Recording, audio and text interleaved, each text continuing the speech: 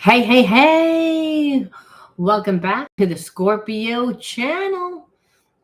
My name is Laura. You're new to the channel. I'm going to do a general message for Scorpio. Know that energy is fluid. Rules can be reversed. Always interpret the message as it best resonates with you.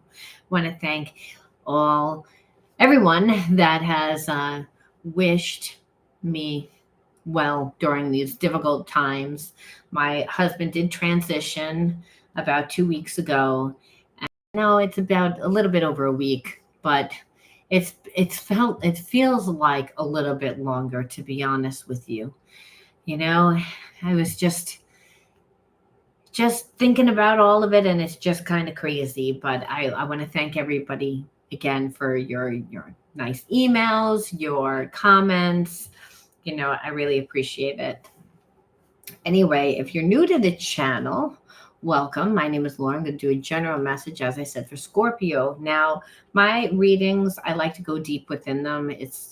I like to look not just at what goes on the surface, like what your person did do, what they're going to do. We want to look at why your person does what they do.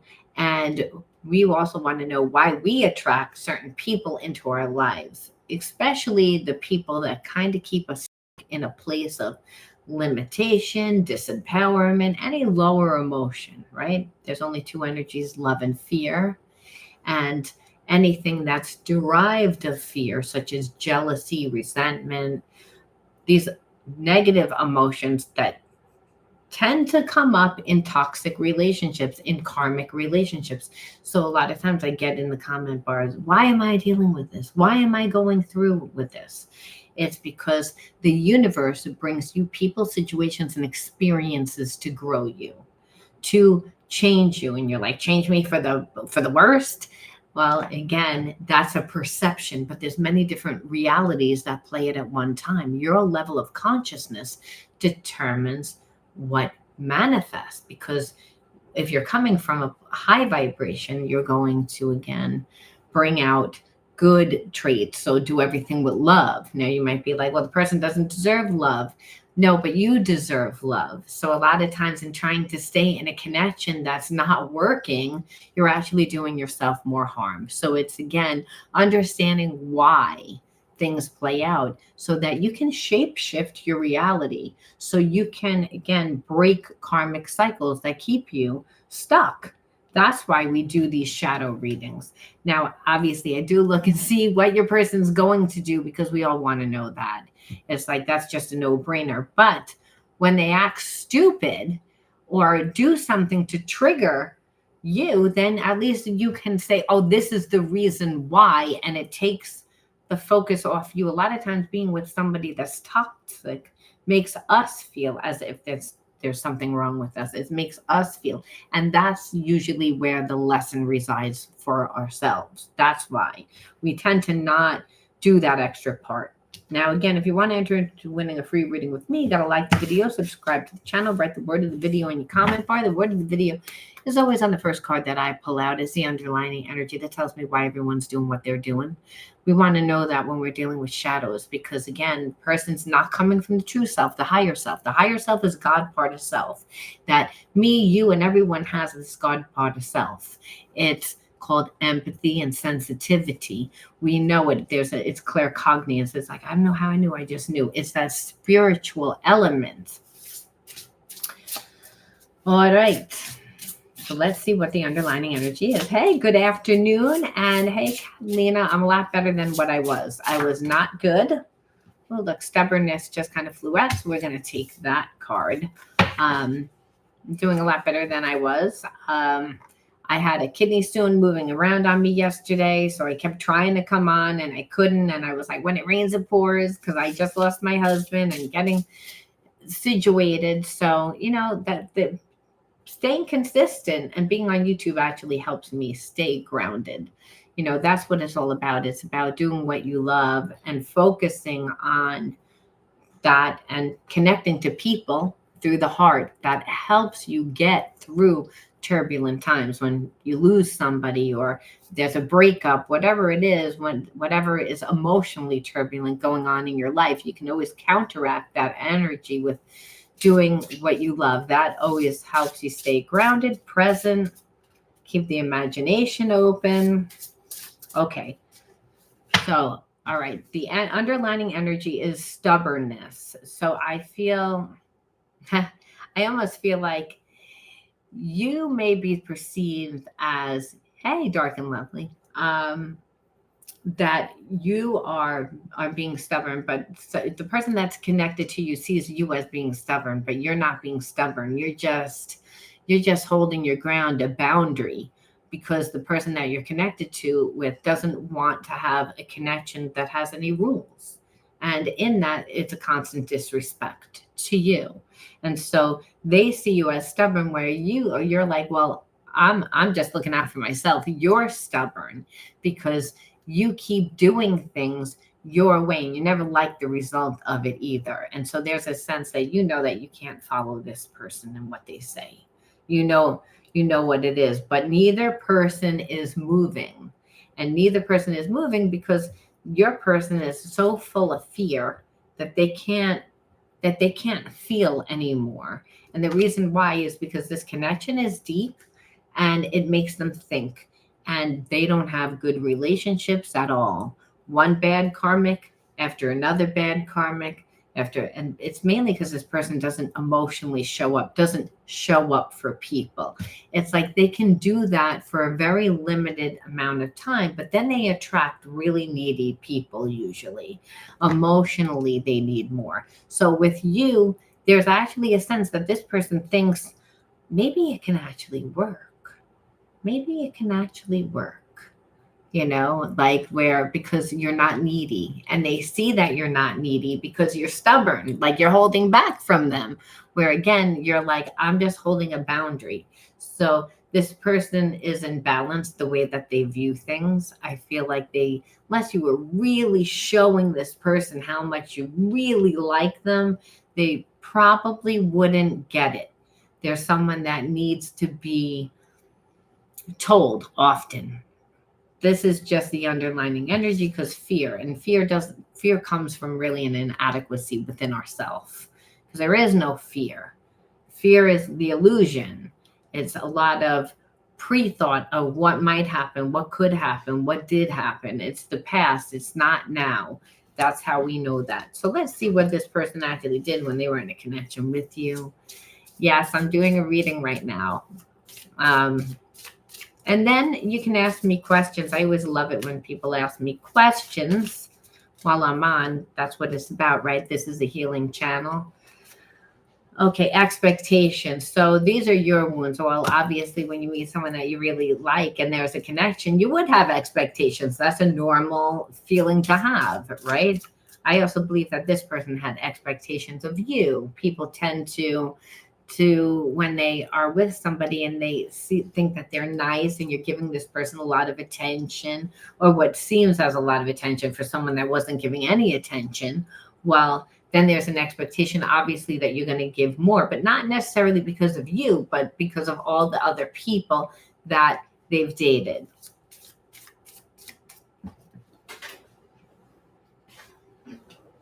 Lost. Not knowing what to do. So again, this person doesn't feel comfortable in trusting themselves. And that happens a lot when obviously we've had nothing but good relationships. Hey, Rue. And Nettie, I'm not going to answer that question. Will I find love soon? That's nothing more irritates me than that type of question. First of all, that's not this type of channel. This is a shadow healing channel. So again, you clearly have blocks around love. So you should ask what's blocking you from love. If you have to ask, will I find love soon? It means that you don't really believe that you can have love when you are love. You're connected to, again, but when you don't love yourself enough and you're not engrossed in anything except for waiting for someone to come into your life, you're not going to get love. You'll wind up pushing it away. And not because you're not deserving of love, you are love. So you are a magnet to love, naturally. So you're getting in your own way to love. And you might say, well, what creates that? Well, what creates that is when we are overstimulated by that. When there's a sense of, I've gone through a bunch of relationships, they haven't worked out. So that's the only perception that you have. So that means the focus is too much on finding love.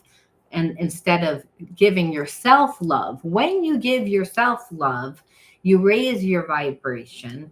The focus isn't on finding someone, which is just overstimulating altogether, because having to go out into the world and see if you're going to find somebody, that's like, you don't know first time you hang out with someone, second time you hang out with someone.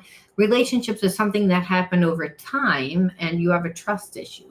Trust issues is a second chakra in balance. So to be able to go with the flow of life, it's to be in the passion of life. If you're doing what you love, the passion of life, you're attracting people to you. Right. And that's pretty much what I'm saying. But it's like, it's hard to just say, find it in yourself, because find it in yourself. It's like, well, Nettie would think I like myself. I don't know why I'm not finding it. And when it's really, it's like, it's anyone that goes out into the world, no matter who they are, and they're like, let me go and find someone that's going to love me. That's overstimulating, because the majority of relationships that we have, we don't see that.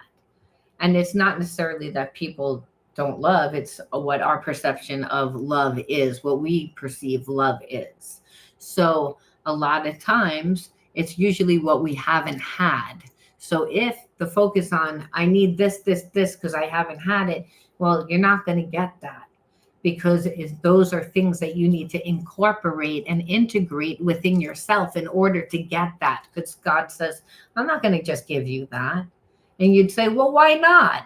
And God says, because you're down there to learn you're not separate from me, and I'm love.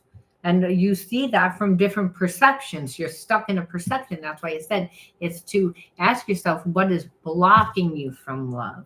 Because that's the type of channel this is. Not, you never give anyone the power over yourself. Will I find love? No, you're not. You're going to listen to me? No, it's when will I find love? What's blocking me from love? How can I direct love? It's meaning that you believe you can have it. You just don't really see it happening because you're blocked. And that's the first step. And that's why I said, and it's the type of channel this is. It's healing channel. There's many different realities that play out at one time. So if you sit on the couch and you don't invest in yourself, well, you're probably not going to meet anyone that is going to invest enough in you that you're going to be satisfied with. Could you meet someone? Yeah. But the quality of person, and that's right. When you're just doing yourself, when you're having a love affair with yourself, because that's what love is. And most people don't do it. And that's really what this is about in this story. Like when we see behaviorisms like stubbornness, it's like, that's I'm right, you're wrong, I need to control. That's fear. You're never going to get it. You're never going to get love from someone that has this type of an attitude. If they're run by fear, fear is the opposite of love. You have to be the energy of the universe. And again, when you ask yourself, can I have love? So what I would say is, maybe you're lost a little, Nettie, and that's okay. It's like, because the expectation of, I want to meet someone that's going to give, and as you should want to meet someone that's going to love you and fill you up, but you got to fill your own cup all the way up. And then this way, anyone that comes into your life, they only get what's dripping out of the cup. Then this way, you're training that person on how you want to be treated, because you have a block. And I'm going to tell you what your block is. You grew up in an environment that you didn't like the way that your parents' marriage was. There was something with that one person had all the control and the other person didn't have any control. And so there's a subconscious block there. So what'll happen is that you might get into the relationship and then be too subservient, which is, and that's the block. That's the subconscious block. You're not aware of it. It's like, so you're holding a cognitive dissonance. So how does that play out in the relationship? Well, you might be too overcompensating, like too nice, overgiving, overdoing, like paying more attention to being liked than respected, where you don't to take the focus off of love, like because you are love. You know that you're love, and you know that you're love when you're giving yourself love. Okay? That's going to connect you to other like minded people. And then the focus still isn't on love, but the relationships are something that happen over time. The way that you teach people how to treat you is through how you're treating yourself. So that's what you're not doing. You're not having a love affair within yourself. So it's like trying to meet somebody, and it's not like you can't meet a person, but who the hell wants to meet someone on a chat line or a date, whatever? It's not intimate. It's not intimate unless that person's willing to keep up the energy. And then there's a lot of people that just find trust issues, like, oh, it's not going to really happen. And that's the illusion. And that's a spiritual war that's happening on the planet right now. When you don't think that you can have money, when you don't think you can have abundance, when you don't think you can have a relationship, because the world is telling you that. But in the Bible, it says, God says, don't let the world tell you who you are. You need to, again, know who you are, and that you are a vibration of love. You are love. You're an extension of love. That's what you are.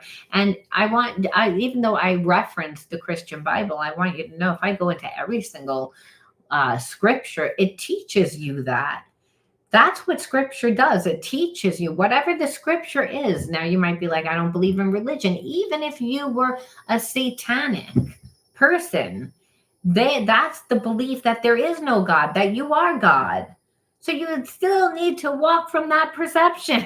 Like, regardless of what I'm you understand what I'm saying? So you are that. It's that believing it.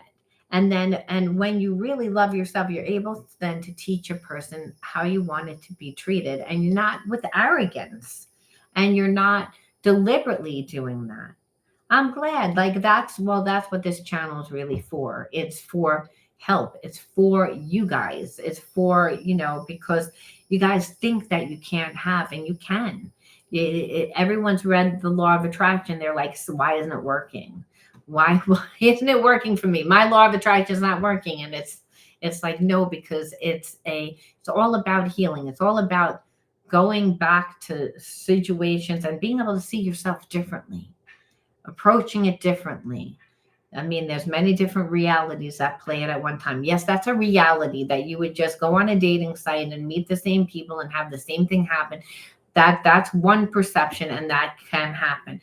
But again, if you went left instead of right down the block, you'd see different people, new experiences. So you do a different way. And that different way is just to become the vibration of love. And you're letting the universe take control. You're saying, okay, it's like the way that Jesus per se takes the wheel. It's that the universe conspires to say, I gotcha. I know what you need more than what you know. I know what you need, and I know what you want. I know what your type is. I know everything better than you do in actuality. So you're just becoming. Hey, thank you. Thank you. And that, right, we have to give to ourselves, and we have to, by becoming ourselves. Remember, it's all about recreating yourself, because when you're a kid, you're a child, you're being told who to be. You're being told how to act. You're being told what to think, pretty much. And whether your parents like give you that side eye, or whether or not you're getting smacked across the head, or, someone, you don't want to ruffle any feathers. So the second part of you is all about, the second part of your life is all about creating yourself. Yes, and healing yourself. And that's what it's about, is through a different perception, that there's many different realities. That's why you never give anyone that power. Am I going to do this? Am I going to make money? Am I going to make money? Is it going to happen for me? It's, when is it going to happen for me? Like, I know that it's going to happen. I just don't know like what I'm doing, to give me a different perception. It's like, because again, there's many different realities. And what is God? God is all knowing. That's the universe. The universe is all knowing. The universe is ubiquitous. It's throughout us. It's within us, and it's prana. It's energy. So all of this, again, new awareness is energy, helping you to evolve into the highest state of consciousness, which is unconditional love, and everything that's derived from unconditional love, which is the energy of the universe. Again, so you have to be compassionate. You have to be, again, forgiving, all the energies that are derived from unconditional love, which is not easy when you're with a person that triggers the shit out of you, or when you're born into a family that victimizes you, and when there's so much betrayal and other things in the world. But that's why, if we have a spiritual practice that helps us to get grounded, then it doesn't matter. This is why it's so important to have a vision board, to have short-term goals and long-term goals. This is how you have a love affair with yourself. That comes first. Anyone that comes into your life, they have to be bringing something of value into your life. Why? Because you only have so much time, energy, focus, and money. That's why. And if you're giving it away, what you're telling people is, I don't really value myself. That's okay. Where really, that's not really what you want. And no one wants to be with someone that just gives it away. They want to be with someone that values themselves, that respects themselves. So it's all about, like I said, becoming yourself. So I lost the reading in this, but if anyone else wants a reading, please feel free to ask me a question. Or that I'm just going to start over, because I wasn't, like I said, I just got annoyed by that question. Will I find love? It's like I would have slapped you. like, will I find love? Never ask. Remember, we don't ask for greatness around here. We get up and take it unapologetically. Why? Because it's our birthright. We're not here by mistake. We're here by God's design, that you have a purpose. And so when you, again, pour into yourself, you find that purpose. And that's what it's about. Most people don't have a purpose. All right. So let's see what's going on. Wanted to do a quick reading. I have to go to the gym at 5 o'clock. Got back into that. And all I want to do is play with my puppy. I've been so inside. I'm so glad that they have. I mean, that's what the channel is all about. It's all about healing. That you can heal the effects of your trauma and quantum jump into the reality that you want to experience.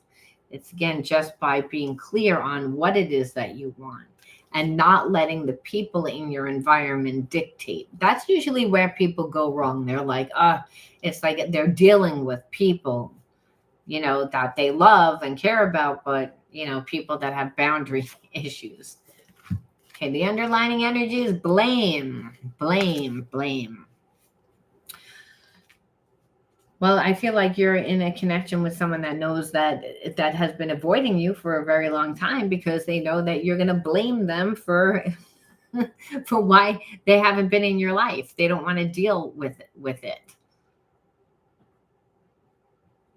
I'm so glad, Gina S. I mean, that's like what it's all about. So blame. So I feel like there's nothing really going on right now, and I can't stand that. I've been getting a lot of reads where, like, people just are stuck in stupid.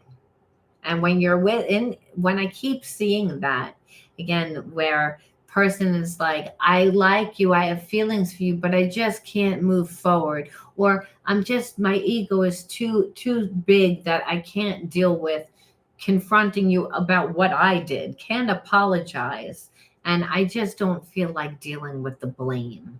It's like that's a person that is emotionally not intelligent. That's a person that's selfish. And that's a person that I'm going to tell you right now.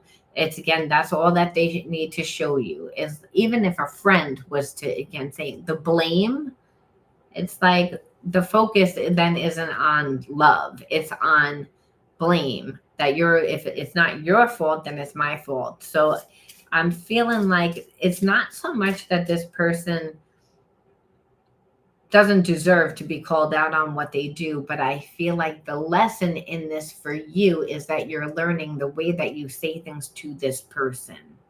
That it's this person needs everything sugar coated, and that's really annoying, I have to say. But I think that there's an element to that spirit says, yeah, but it's a trait that you need to learn.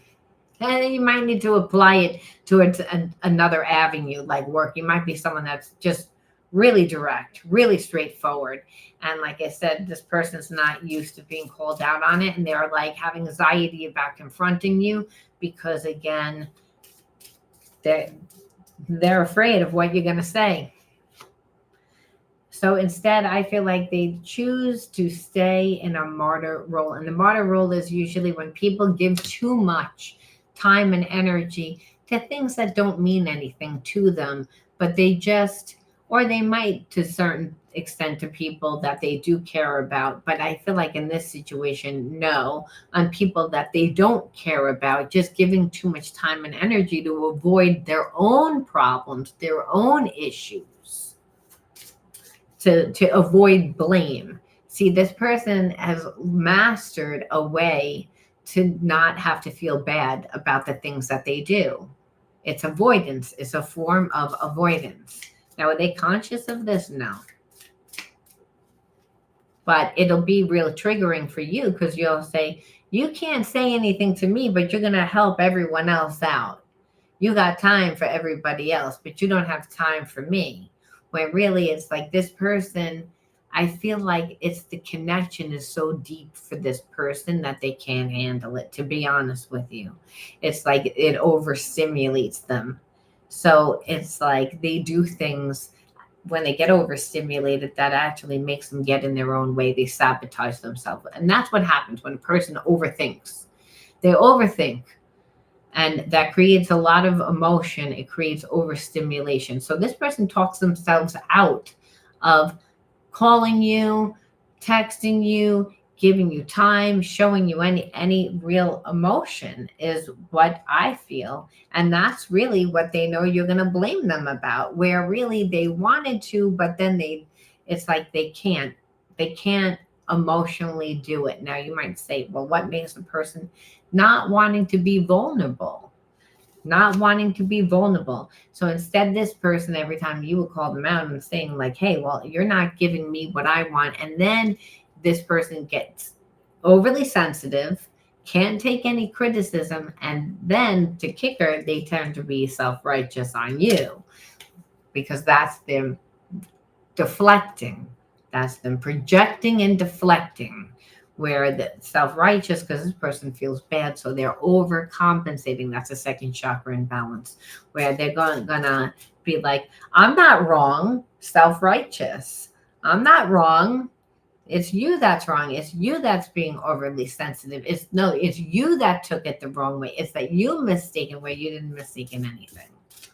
What you saw was exactly what was going on. This person wasn't giving you what you were deserving of. And constrained, like this person, like in order to be in a relationship with this person, you have to kind of give up all your power, when really they'll accuse you of being too controlling. Say like, you constrain me, you confine me, where you don't. What you want is respect. And that's kind of like the last reading that was started off as. It's again constrained, but really what this person has is avoidant issues. Every single time the relationship gets to a comfortable place, or should be getting into a comfortable place, that's when they sabotage the connection. So the connection can be good for 3 to 6 months, and then it goes shit because this person feels like you're confining them, constraining them, where really you're like, you're doing that to me because I'm not allowed to tell you anything without you having overly sensitive ears, hearing everything through the wound, wanting me to sugarcoat, wanting me to so that you will then pretend that you don't understand the sugarcoat. So I'm constantly in a place of anxiety of not really knowing what you're going to do. And it's like that's how this person likes it, because otherwise they feel confined in the relationship. And then they'll say that you're needy, that you're being sensitive, where you're not. This person emotionally can or doesn't want to give. Yeah, they tend to withdraw. Like instead of being able to have a conversation, I feel like every time you try to have a conversation with this person, it's like they detach, they withdraw from you. And so the relationship never really gets better. It doesn't mean that this person doesn't miss you and you don't miss them, and that you guys can't repair and get back together again, but it doesn't get repaired fully. The underlying wound is still there, that emotionally you still don't show up. It's like we have to have a fight in order for you to actually change your perception, and actually for you to surrender your ego. We have to get into a fight. Why do we have to go through all this in order for you to feel bad because you're afraid of criticism? It's like person's a bit narcissistic. It's like everything has to be their way. It's like, so we look at the triggers.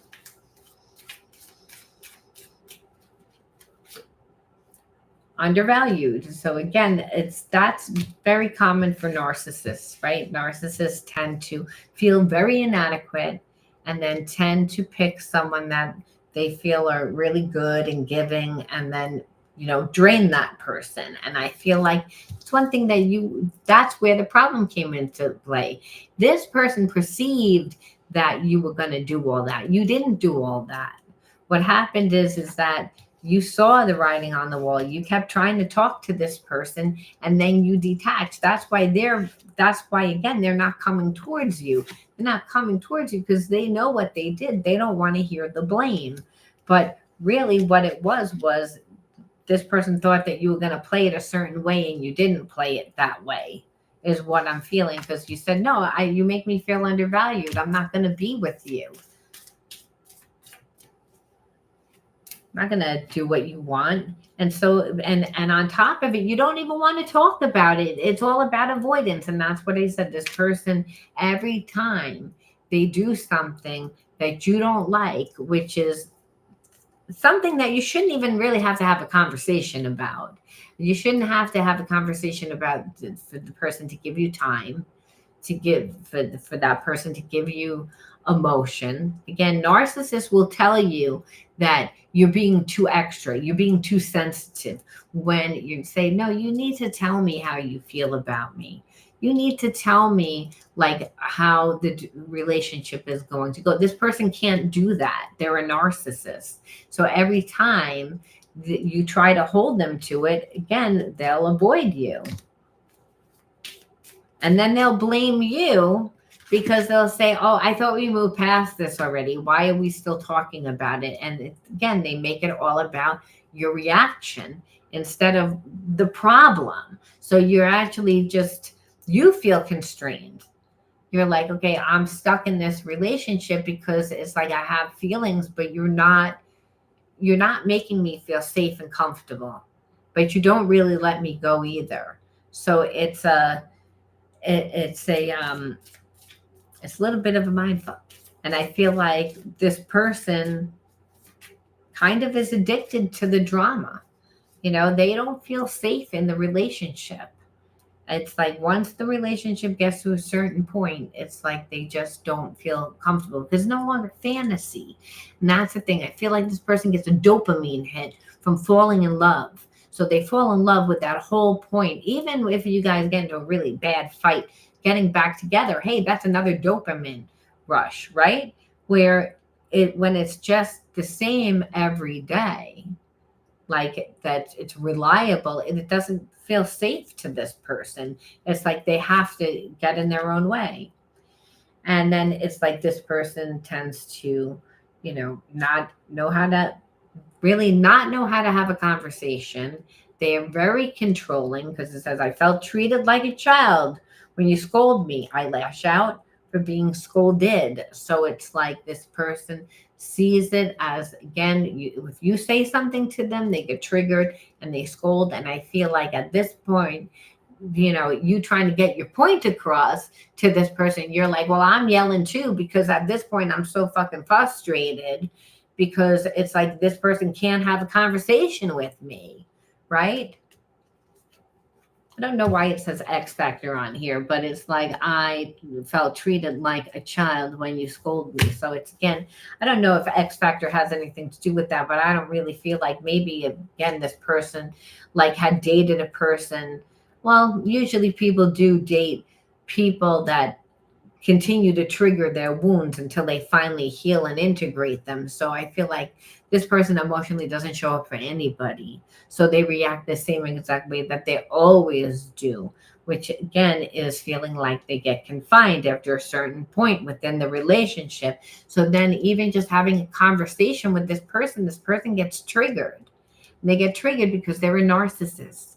And they are narcissists because they have shame that they have not healed. So instead of them, again, coming and apologizing and doing the right thing by you, they can get to be a martyr to people that are really insignificant, so that they look good in the eyes of those people, and you still look crazy, or you still look like it's that you're the problem, which is what this person does as a way of avoiding their issues. And then it really is all a way of constraining you. And then again, having time for other people. So what's the biggest way that a narcissist tends to suffocate that person that they're with is they suffocate the soul. They don't give that person anything. And that's what we see here. It's like everybody comes before you. Everybody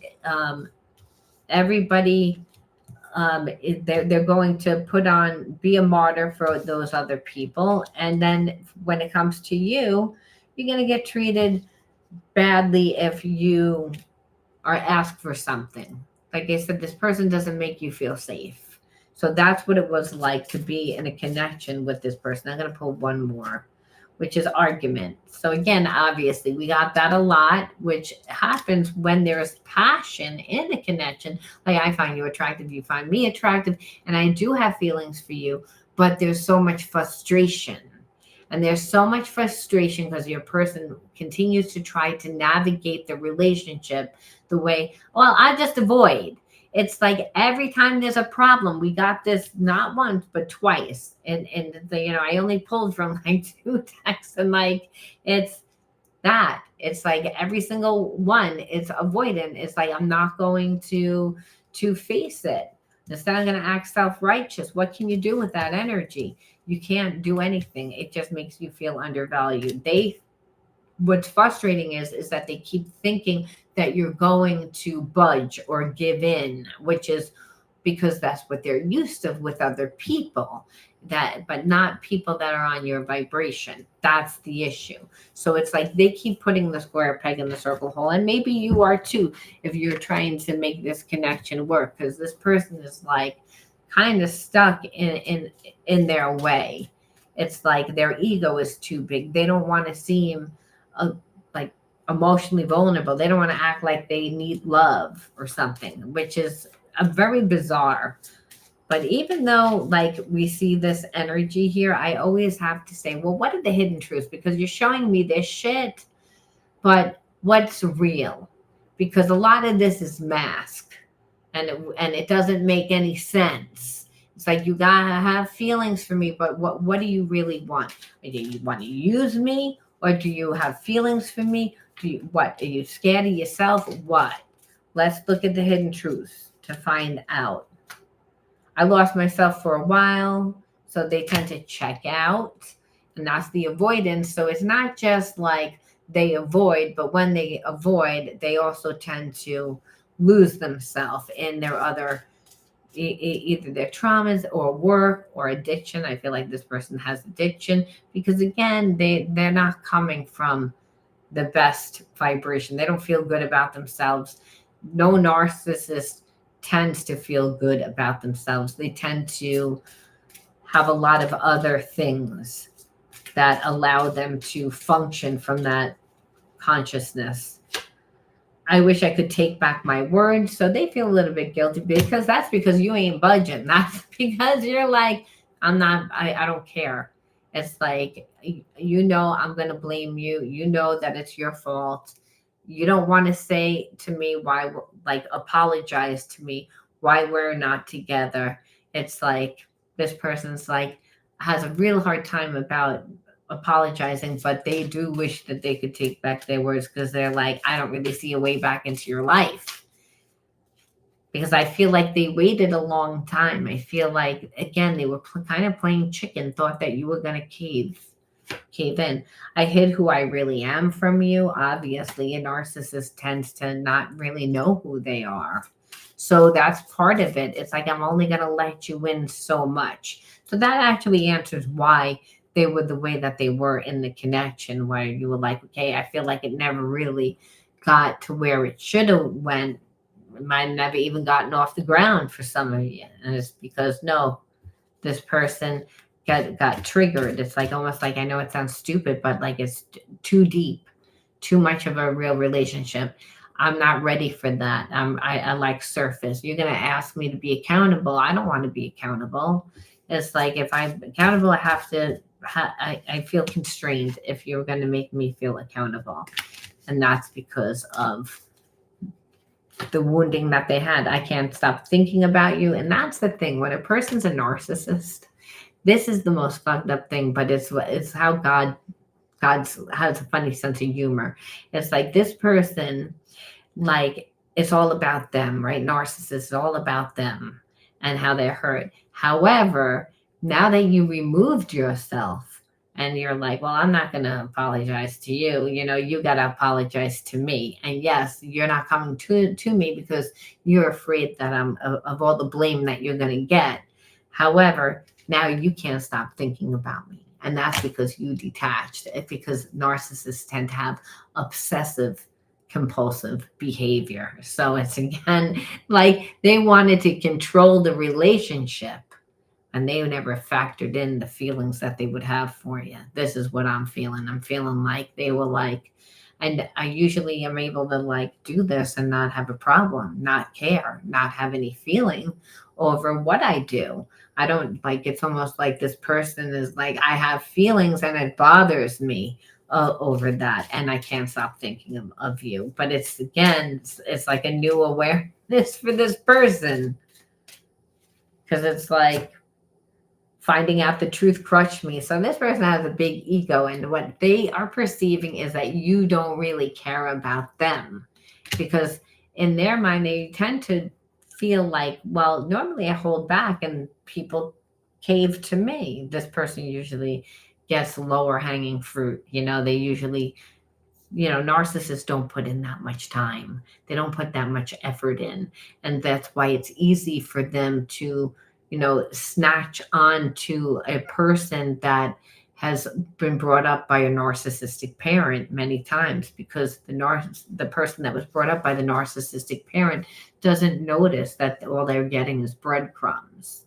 And that's the thing. You notice that you were just getting breadcrumbs. This person misread you. And again, I don't believe that it was because of anything that you were doing. I think that you were just nice. You really had genuine feelings for this person. This person's not used to people being genuine with them either. They're almost like, everybody wants something. So you're going to want, like, maybe sex, or you want, money. You want something for something, and you didn't want anything. But this person didn't give you enough time to see who you really were. That's what the problem was. They didn't allow you to get up close. They were pretending to be something that they're not. And so now, of course, they're sitting here being like, knowing that they fucked up because they can't stop thinking about you. And that's what I'm saying. Normally that doesn't happen to them. Normally they're like, I fuck people over all the time and I don't care, you know? Like they're lower vibration. They're a narcissist. Hello, you know? I bury myself and work to forget you. So it's again, it bothers them like that you're not coming back. We have to say, are they going to do anything? I mean, not saying that you should take this person back, but we all have an ego part of ourselves, and we're like, well, we want to know what you're coming back before we figure out like whether we want to, whether we could even fix this. Because there's many different realities that play out at one time. But if a person is so damaged, it's not never gonna be good if you try and work things out with this person. What we see over and over and over and over and over and over in this reading is avoidance. I bury myself and work to forget you. Arguments, again, reflecting, deflecting. Self-righteous, the same thing. Everything's avoidance. Everything is, I don't want to blame. I'm not going to give you time. I'm going to avoid. So this person has that runner style to begin with, because again, the relationships that they've been in have been toxic and tend to, again, confine. But there's a spiritual connection here, and I do feel like they think that they could have a relationship with you, but mainly because you're holding back. That's the catch-22. And I think that that's what's really mind-fucking this person, because they're like, it's like they usually can very well compartmentalize and logic it and say, usually people do this and you're going to do this, so then I'm not going to care. Or, relationships usually don't work out and I'm going to put my time towards work because work is money. And again, they'll logic it. They can't do that with this. And that's why I'm saying it's like they're having some realization, because it came up too many times, that they're like, have to avoid. And that's getting to be uncomfortable. And it's not even working, because it even said they can't stop thinking about you. So they're trying to do everything in their power to forget about you, because it's like, again, I don't want to apologize, which it's like, really? It's like, you're that much of a baby? Yes, they are. So again, at this time, what are they going to do? 50-50 chance? That's what we see. Again, they want to come back. They have feelings, but they can't. But they don't want to come back. They're fighting themselves. So at this time, all we can say is, why would you attract a person like this into your life? What are you supposed to learn? It's because it's like this person, like I said, is not, they have feelings, but they're not strong. Yeah, well, it is. That's really frustrating, because it's like you have feelings, but it's like you're going to continually talk yourself out of it. And the only reason why you're really talking yourself out of it is because of your ego and your pride. It's not because it's like you don't want to be vulnerable. That's why it's frustrating. It's like you will damage a good connection with all the avoidance here. That's all we saw throughout this entire reading, was every which way that they had, anytime that they could have fixed this connection, it was avoid, deflect, reflect, avoid. That was there. And even now, what are you going to do? 50-50. I can come back, the pros and cons, but then they're all going to talk themselves out of it. So you can see how frustrating it is. It's like, what the hell? And so you have to say inner authority. Now, I believe that your intuition is your inner authority. So that was actually a gift. Well, that's the thing. You would feel bad for this person, but don't, because they're a narcissist. So there's a part of them that knows exactly what they're doing. It's like, and the problem with narcissists is they tend to bob back and forth between being really insecure and self-righteous. So really, it's up to that person to see after a while that their relationships look like shit. I mean, that's the whole thing. That's this person. They're afraid to be in a relationship with you because it's real and it's deep, opposed to all the other relationships that they never cared about, that were surface, that they never got hurt in, but they never emotionally gave anything. So they need to try something different. Life is that. It's not, when you can continue to do the same thing, you're going to get shit results. And that's this person. So, and that's what I believe you saw in our authority. You listen to yourself. And then we look again, vulnerability. I believe that you weren't able to be vulnerable growing up, and you're still in this connection you were in. And sometimes it's to awaken up, and gifts. So I'm going to say that during the time that this person really didn't give you anything, it's like you found your inner authority, which really is one of your main gifts. It's because it's intuitive. It led you to not getting any negative karmic consequences, which would have happened if you would have been connected to this person. And it's all about being able to be vulnerable, knowing, hey, I want to be with someone that's going to, again, be emotionally intelligent enough that I can be vulnerable. If you grew up in an environment that you felt like you weren't allowed to, well, that's why this connection was what it was. It was mainly just to teach you. For this person, I believe that they're going to eat karma. You're going to be the one that got away. Trust me. They're regretting it now, but it's at this point, it's like this person, I just don't think you'd ever be happy. So anyone have any questions about the reading? Anyone have any other readings? If not, I'm going to log off. Anybody, anyone? I'm going to put up a pre-record reading later on tonight, so you'll see that up there later. If not, I'm going to go. All right. Bye-bye.